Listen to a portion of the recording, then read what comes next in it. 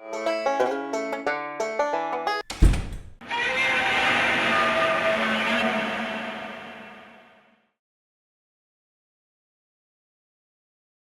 everybody, Yankee here. Today I want to come at you with some more good legal news regarding the Second Amendment, this time from the state of Illinois, of all places. I want to talk about a major court victory for the Second Amendment that just occurred. And I also want to talk about how this case is an example of how these so-called good laws that just protect good people from guns are actually used as weapons against legal law-abiding gun owners. The case in question was of a woman who was charged with owning a .22 caliber rifle in her own home. She had it in her home, and the police came and they found she had this gun. She showed it to them, and they said, well, we're charging you with possession of a firearm without a FOID card. In the state of Illinois, you have to have a FOID card, which is a government scheme to disenfranchise a lot of people from owning firearms, from their Second Amendment rights. And this has been declared unconstitutional in several cases that have been working their way up to the Supreme Court and going back to the lower court and then back to the Supreme Court for a while. Well, this is another case where it's been declared that the FOID system, this scheme by the government to require you to pay fees and jump through hoops to exercise your rights, is unconstitutional. And as I said, this is also a case of someone using one of these laws as they were actually intended as a weapon against someone who's a legal, law-abiding person. It seems this woman had the police called on her by her estranged ex-husband, her ex. He called and said that she fired the gun inside the house and that she was a danger and that they needed to go there and get her. And the police go because, they can't let something like that slide. There's a gun involved. You might get to arrest a good law-abiding citizen for possession of a firearm. So they go. She shows them the gun, says she didn't fire it. They find no evidence that the gun had ever been fired. There's no residue. There's no holes anywhere. There's no recently patched holes. There's nothing. There's no evidence the gun was fired except for the word from her estranged husband who called the police on her. Even though he was in no danger, he wasn't there when he called. He was somewhere else.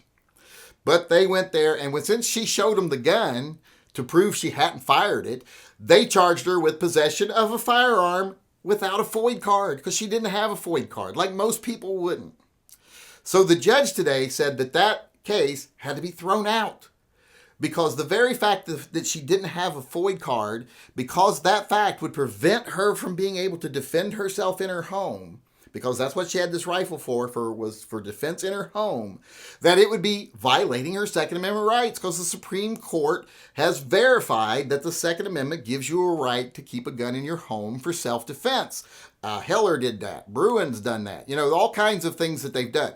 They've also declared you can carry a gun outside your home for self-defense, but that's not relevant in this case. He said this case was especially egregious because this woman was in her own home, breaking no laws. She's a legal, law-abiding woman, has no history of being a criminal, and should be able to enjoy her Second Amendment rights, but because she doesn't have a FOID card, she couldn't legally do so in the state of Illinois. Therefore, it's unconstitutional. It's violating her civil rights. And that's all true.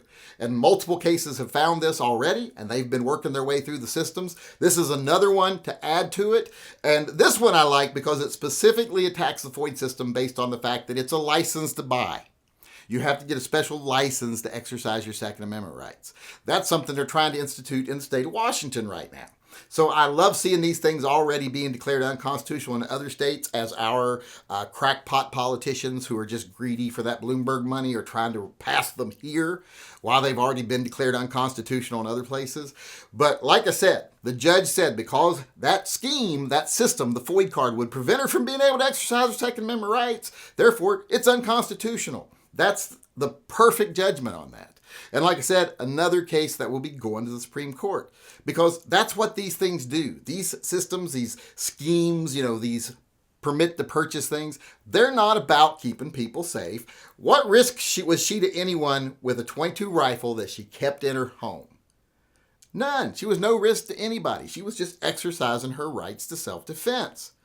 But these laws, like FOID laws, criminalize these people. They turn people that are otherwise doing nothing wrong other than exercising their constitutional rights into criminals. And that's what these are intended for.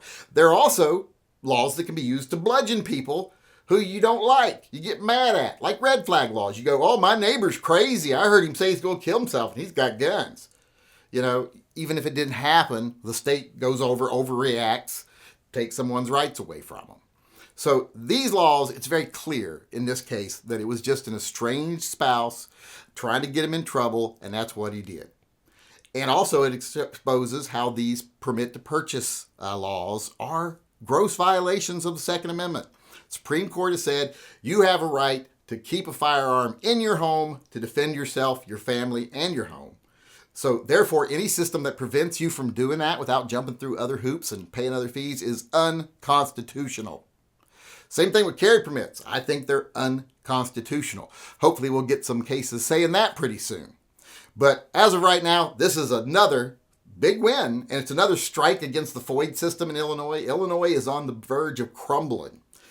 These anti-gunners are getting desperate. They're trying whatever they can do.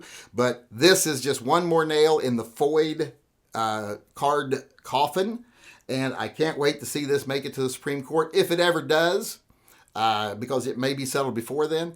But I hope this is just the beginning and we see even more, because like I said, they're trying to do this in Washington right now. And this, like I said, is another great victory for the Second Amendment. It's a great legal decision for the Second Amendment. It sets a great precedent, but it's also a perfect example of how these so-called good for everybody laws are actually just weapons that the state and anybody else can use to demonize legal law-abiding gun owners.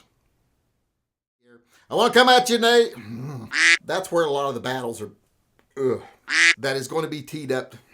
No, I don't want to get into that. Without, God damn. Let's try this again. She had a firearm for self-defense, a .22 rifle. I don't know where I'm going with this. This is not making sense. How do I get this all out? Good news, legally what? That's what that's for. But I don't want to go into that. God damn. That's not the topic. Oh God, why am I so white? It's also an example. No. Yankee here. Today, systems, these, God damn. Today I want to come at you with some more good news. No, good legal news. God damn. And I want to talk about what? God! Hey everybody.